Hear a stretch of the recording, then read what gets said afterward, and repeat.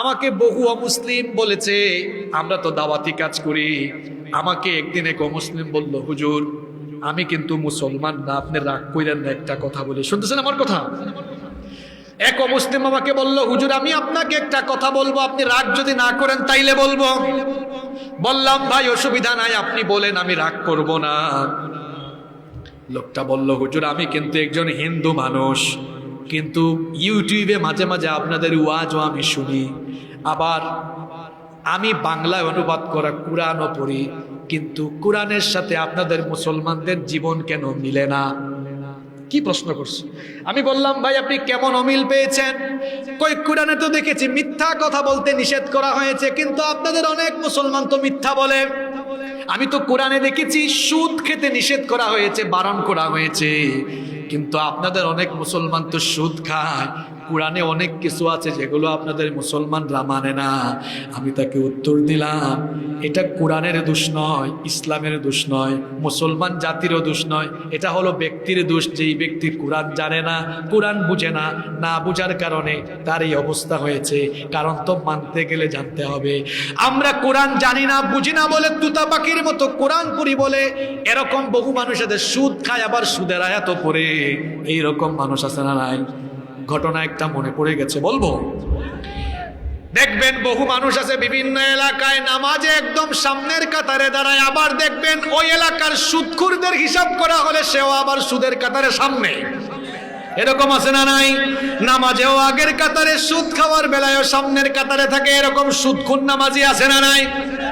এইরকম একজন সুদখোর সকালবেলা ফজরের নামাজ পড়েছে, ফজরের নামাজ পড়ে মসজিদ থেকে বের হয়েছে। এক ভাতিজাকে পেয়েছে, ভাতিজাকে পেয়ে বলল, ও ভাতিজা, ভাতিজা তুমি না আমার কাছ থেকে টাকা নিয়েছিলা? ডেট তো ওভার হয়ে গেছে। ভাতিজা তুমি তো লাভ সহ টাকাগুলা ফেরাই দিলে না। ভাতিজা কয়ে, চাচা রাগ কইরেন না, নামাজ থেকে বের হয়েছেন, এগুলা পাবলিক প্লেসে বলিও না, মানুষ শুনে যাবে, আপনি চলে যান বাড়িতে, আমি আসতেছি। তো চাচা সুদখোর হলে কি হবে? সুদের কারবারও করে, আবার সুদের টাকাও চাইছে। বাড়িতে গিয়া ওই দিন দুর্ভাগ্যক্রমে কোরআন খুলে পড়তেছে ওই আয়াত, ইয়া আইয়ুহাল্লাযীনা আমানু লা তাকুলুর রিবা আদআফাম মুদাআফা। আলেমরা তো বুঝে ফেলেছেন এটা কিসের আয়াত? সুদের আয়াত। হে ইমানদারেরা, তোমরা চক্রবৃদ্ধি হারে সুদ খেও না। এই আয়াত থেকে তিলাওয়াত করতেছে। ভাতিজা চলে এসেছে টাকা নিয়ে, কয় ভাতিজা ডিস্টার্ব দিও না তো, আমি এখন কোরআন তেলাওয়াতে আছি, আসো পকেটে ঢুকাইয়া দাও। এখন পরে কিসের আয়াত? কথা কন না কেন? পকেটে ঢুকাই কিসের টাকা? কি বুঝলেন আপনারা? কোরআন তুতা পাখির মতো পড়ে বুঝে না, এই জন্য মুসলমানের জীবনে পরিবর্তন আসে। এজন্য একটু আগে বলেছিলাম শিক্ষা ব্যবস্থায় কোরআন থাকা দরকার। আরে আমাদের ছেলেরা ইংরেজিতে কথা বলতে পারে, মাস্টার ডিগ্রি শেষ করে তারা কোরআন পড়ে কোরআন বিশুদ্ধ করে পড়তে পারে না, কোরআন এক লাইন পড়লে বুঝেও না। এই শিক্ষা দীক্ষা দিয়ে কি হবে যদি আমার শিক্ষা দীক্ষা এটার পরিণাম যদি কোরআন আমি যদি পড়তে না পারি, বুঝতে না পারি, এই শিক্ষা তো সুশিক্ষা নয়, এটা অশিক্ষা আর কুশিক্ষা ছাড়া কিছুই নয়।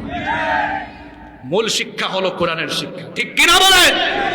কারণ এটা দুনিয়াতেও কাজে লাগবে, আখেরাতেও কাজে লাগবে। এই জন্য 5 নাম্বার দাবির কথা বললাম, কোরআন এটা বুঝে পড়তে হবে। 6 নাম্বার, কোরআন অনুযায়ী আমল করতে হবে। কোরআন অনুযায়ী কি করতে হবে? আল্লাহর নবী বলেছেন, মান ক্বালা বিহি সাদাকা, এই কোরআন দিয়ে যারা কথা বলে তারা সত্য কথা বলে। ওয়া মান আমিলা বিহি উজরা, আর এই কোরআন অনুযায়ী যারা আমল করে তাদেরকে পুরস্কার দিবেন কে? এই যে আমার হাতে এই কোরআন, এটা হলো প্রিন্টেড কোরআন। যার কাছে কোরআন নাজিল হয়েছে, আমাদের প্রিয় নবী সাল্লাল্লাহু আলাইহি ওয়াসাল্লাম, তিনি ছিলেন প্র্যাকটিক্যাল কোরআন, জীবন্ত কোরআন। সুবহানাল্লাহ। কোরআনের স্টার্টিং থেকে এন্ডিং পর্যন্ত যা আছে আমার নবীর চরিত্রেও তা আছে। এরকম আমাদেরকেও বাস্তব কোরআন হওয়ার প্রচেষ্টা চালাতে হবে ইনশাআল্লাহ। নাম্বার 7, 7 নাম্বার, কোরআনের 7 নাম্বার দাবি হলো শুধু নিজে নিজে কোরআন বুঝে আমল করলে চলবে না। 7 নাম্বার, মানুষের কাছে কোরআনের দাওয়াত নিয়ে ছুটে যেতে হবে। কারণ আল্লাহ বলেছেন, ওয়াল তাকুম মিনকুম উম্মাতুন ইয়াদউনা ইলাল খায়রি ওয়া يأمرون بالمعروف وينهون عن المنكر وأولئك هم المفلحون। কথাটা কার? এই বাচ্চারা বসো বসো, কেউ উঠিও না। আমার শেষ 8 নম্বর পয়েন্ট আছে না, এই 8 নম্বর পয়েন্ট হলো সকল ওয়াজের মূল জায়গা। এতক্ষণ যে ওয়াজ হয়েছে ওই 8 নম্বর পয়েন্টে তার মূল কথাগুলো বলে দিব। ওইটা না শুনে কি বাড়ি চলে যাবেন নাকি? ওটা শোনার দরকার আছে না? আল্লাহ বলেছেন তোমাদের মধ্যে এমন কিছু লোক থাকা উচিত যারা মানুষদেরকে কল্যাণের পথে ডাকবে, সৎ কাজের আদেশ দিবে, অসৎ কাজে বারণ করবে। কারণ হলো কোরআন শুধু নিজে নিজে পড়ে বুঝলে চলবে না, কোরআন অনুযায়ী মানুষকে সৎ কাজের দাওয়াত দিতে হবে, অসৎ কাজে বারণ করতে হবে, দাওয়াতি পথে নিজেকে সামিল করতে হবে। আদেশটা কার? আচ্ছা, এরপরে আসেন 8 নাম্বার, সংক্ষিপ্ত করে ফেলি। নাম্বার 8 এবং সর্বশেষ হলো কোরআনের দাবি।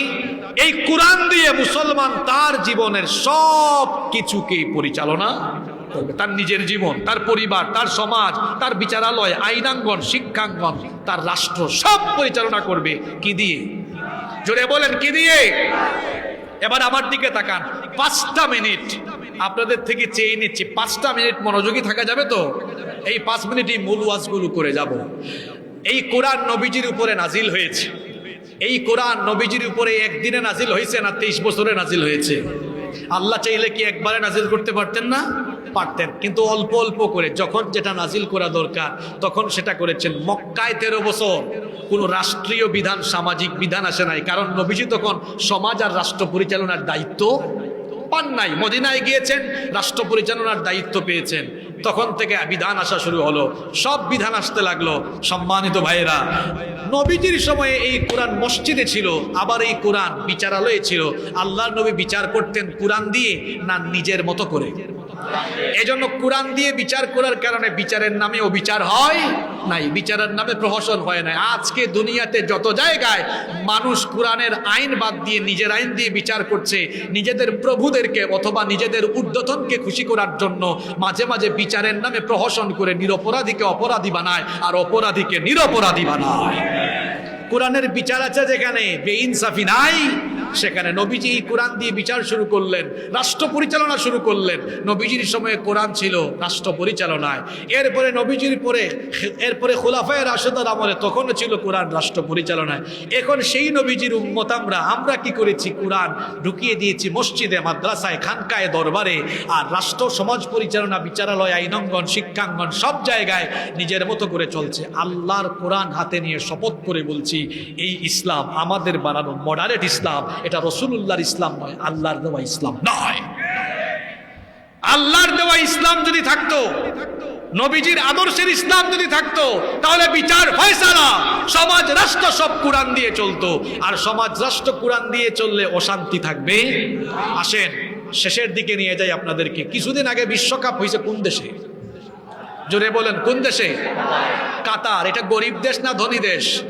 দেশটা বড় না খুব ছোট? আমাদের ঢাকা শহরের চেয়েও ছোট। এত ছোট দেশ, কিন্তু তারা বিশ্বকাপে যে টাকা খরচ করেছে এই টাকা দিয়ে বাংলাদেশকে কয়েক বছর চালানো যাবে। এত ধনী দেশ সেই দেশ।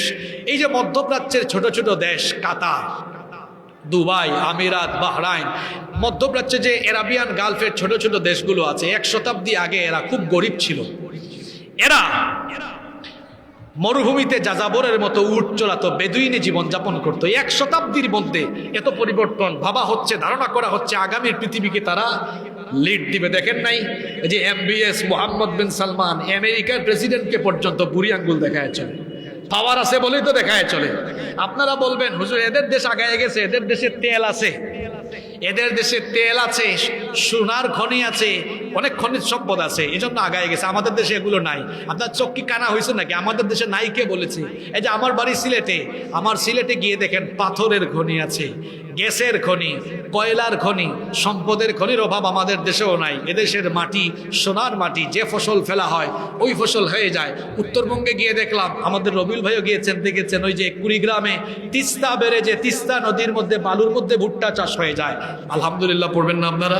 এদেশে এত সম্পদ, সোনার মাটি, এত সম্পদ আছে, আমাদের এত সম্পদের কম নাই। আপনি বলতেছেন হুজুর ওই দেশে তেল আর গ্যাস আছে, তেল আছে, সোনা আছে। আরে আমাদের দেশে এত সম্পদের খনি থাকা সত্ত্বেও চুর ডাকাতরা যে পরিমাণ চুরি ডাকাতি করে লুটপাট করে বিদেশে বেগম ভাড়া বানাইছে আর দেশের টাকা বিদেশে পাচার করছে, তেল থাকলে, স্বর্ণের খনি থাকলে এরা লুটপাটের পরিমাণ আরো 10 গুণ বাড়ায় দিত।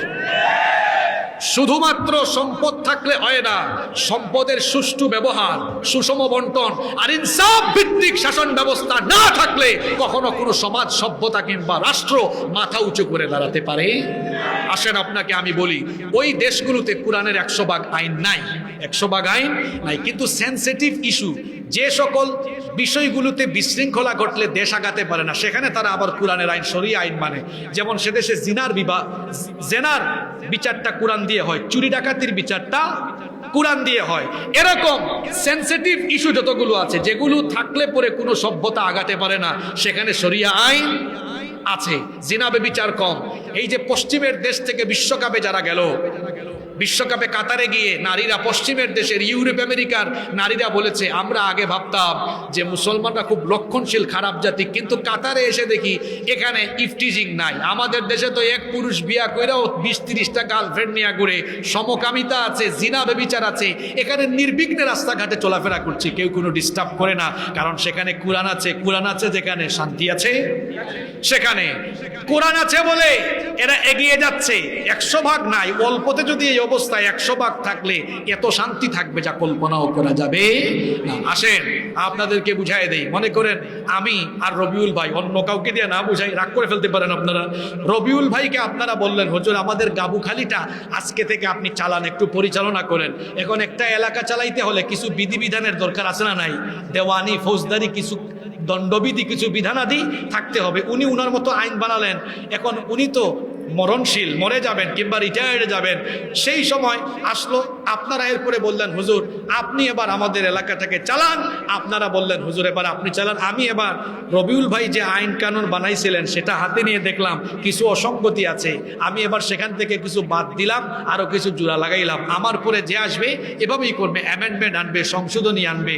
তাহলে বোঝা গেল, মানুষ যখন নিজে আইন বানানোর সুযোগ পায় তখন সে তার নিজের স্বার্থে, দলের স্বার্থে ইচ্ছা মতো আইন বানায়। সুতরাং যারা নিজের স্বার্থে, দলের স্বার্থে আইন বানায়, ওই আইন কখনো আপামর জনতার জন্য কল্যাণকর হবে। এখন যদি উল্টা হয়, কেমন? রবিউল ভাইকে বললেন গাবুখালি চালান, কিন্তু কোরআন দিয়ে চালান। উনার কি কোনো ক্ষমতা আছে একটা আয়াত বাদ দিবে কিংবা আরেকটা জোড়া লাগাবে? আমার কাছে আসলে আমি কি আর বাদ দিতে পারবো, জোড়া লাগাইতে পারবো? পারবো না। তাহলে বোঝা গেল, কোরআনের শাসন থাকলে ব্যক্তি পরিবর্তন হবে কিন্তু আইনের পরিবর্তন হবে না। 1500 বছর আগে কোরআন নাজিল হয়েছে, এখনো অ্যামেন্ডমেন্ট আসে নাই, সংশোধনী আসে নাই। সুতরাং যেটা ফিক্সড, যেটা চূড়ান্ত, এটা ছাড়া, ওই কিতাবের শাসন ছাড়া মানুষ সারাটা জীবন ধরে শান্তির স্লোগান দিবে, শান্তির জন্য মানুষকে আশ্বাস দিবে, কোনোদিন মানুষ শান্তি পাবে না, শান্তির দেখা পাবে না, অশান্তিতে ডুবে ডুবে ডুবে ডুবে দুনিয়া থেকে চলে যাবে। শান্তি পেতে হলে কোরআনের কাছে আসতে হবে। সবকিছু তো দেখা শেষ, বাকি আছে আল কোরআনের বাংলাদেশ। সবকিছু দেখা শেষ, আমাদের দেখার বাকি কোরআনের বাংলাদেশ। ঠিক কিনা বলেন? যদি আল্লাহর কালাম দিয়ে শাসন কার্য পরিচালনা হয়, ছোট্ট একটা ঘটনা বলছি শোনেন। আপনাদের কি কষ্ট হচ্ছে নাকি? ওমর রাদিয়াল্লাহু আনহু অর্ধ দুনিয়া শাসন করেছেন নিজের বানানো আইন দিয়ে না কোরআনের আইন দিয়ে? দেখেন, কোরআনের আইন থাকলে আর কোরআনওয়ালা মানুষেরা দায়িত্বশীল চেয়ারে থাকলে সমাজটা কেমনে বদলে যায়। তিনি দায়িত্ব পালন করছেন। একদিন তিনি ঘরের ভেতরে মোমবাতি জ্বালিয়ে কাজ করছেন। সবাই বলেন তো, সেই যুগে কি এখনকার যুগের মতো কারেন্ট আর ইলেকট্রিক্যাল লাইট ছিল নাকি? মোমবাতির আলো জ্বালিয়ে কাজ করছেন। ঠিক সেই সময়ে তার কিছু আত্মীয় স্বজন দেখা করতে এসে দরজায় নক করলেন। তিনি তাদেরকে দরজায় আটকিয়ে দিলেন, বললেন থামো। এদেরকে দরজায় আটকিয়ে দিয়ে তার সামনে থাকা মোমবাতির আগুন ফু দিয়ে নিভাইয়া দিলেন। নতুন আরেকটা মোমবাতিতে আগুন জ্বালালেন। এরপরে এদেরকে বললেন, তোমরা ভেতরে আসো। এরা ভেতরে ঢোকার পরে কৌতূহল চেপে রাখতে না পেরে জিজ্ঞেস করলো, আমিরুল মুমিনিন, খলিফাতুল মুসলিমের অগ প্রেসিডেন্ট, আপনার সামনে তো একটা মোমবাতিতে আগুন জ্বালানো ছিল, সেটা আপনি ফু দিয়ে নিভাই আর নতুন করে আরেকটা জ্বালাইলেন কেন? তিনি তখন বললেন, তোমরা আসার আগ পর্যন্ত আমি রাষ্ট্রের টাকায়, জনগণের টাকায় কেনা মোমবাতির আলো জ্বালিয়ে জনগণের কল্যাণে কাজ করছিলাম। তোমরা যখন ভেতরে ঢোকার জন্য দরজায় এসে অনুমতি চাইলে আমি চিন্তা করলাম, রাষ্ট্রের টাকায়, জনগণের টাকায় কেনা মোমবাতির আলো জ্বালিয়ে তোমাদের সঙ্গে যদি ব্যক্তিগত কথা বলি, রাষ্ট্রের সম্পদ নষ্ট হবে, জনগণ জনগণের আমানতের খেয়ানত হবে, কিয়ামতের দিন আল্লাহর কাছে আসামি হয়ে দাঁড়ানো লাগবে, জাহান্নামে যাওয়া লাগবে। এই ভয়টা যখন কলিজায় আসলো, জনগণের টাকায়, রাষ্ট্রের টাকায় কেনা মোমবাতির আগুন ফু দিয়ে নিভিয়ে দিয়ে নিজের টাকায় কেনা মোমবাতির আগুন জ্বালিয়ে তোমাদের সাথে কথা বলছি। আল্লাহু আকবার বলেন, আল্লাহু আকবার। এই হলো কুরআনওয়ালা শাসকদের নমুনা। রাষ্ট্রের সম্পদ, জনগণের সম্পদকে তারা জাহান্নামের আগুন মনে করেছেন, নিজের ভেতরে ঢুকান নাই। যেখানে কুরআন থাকবে না, কুরআনওয়ালা লোক থাকবে না, এরা দায়িত্বের চেয়ারে বসলে জনগণের সম্পদ, রাষ্ট্রের সম্পদকে নিজের মনে করে লুটপাট করবে, বিদেশে বেগম পাড়া বানাবে, দেশের সম্পদ বিদেশে পাচার করবে। বুঝলে বুঝভাতা, তো না বুঝলে তো তেজভাতা। আর কেমনে বুঝাইতাম? এজন্য সবাইকে সিদ্ধান্ত নিতে হবে, কোরআনের সুপারিশ পেতে হলে কোরআনের 8টা দাবির 8টাই পূরণ করতে হবে। শেষ দাবি হলো এই কোরআন দিয়ে সব পরিচালনা করতে হবে। এই জন্য আমাদের সবাইকে সিদ্ধান্ত নিতে হবে, আমাদের সবাইকে সিদ্ধান্ত নিতে হবে কোরআনের সমাজ, কোরআনের রাষ্ট্র কায়েমের জন্য আমাদের সময় আসলে কোরআনওয়ালা লোকদেরকে আমাদেরকে চয়েস করে নিতে হবে। ঠিক কিনা বলে? কারা কারা রাজি আছেন দুহাত তুলে দেখা।